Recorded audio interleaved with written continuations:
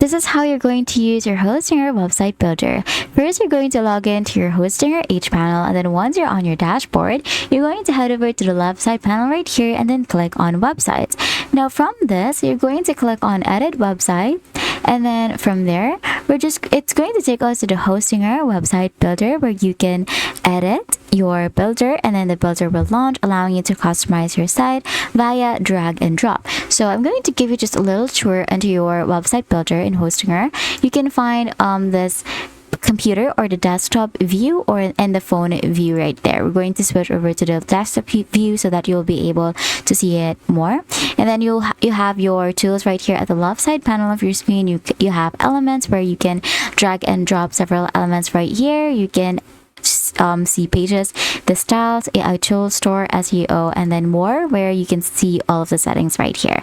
And that's it. That is how you can use Hostinger website builder. If this video helped you, please don't forget to like the video and subscribe to the channel for more videos like this.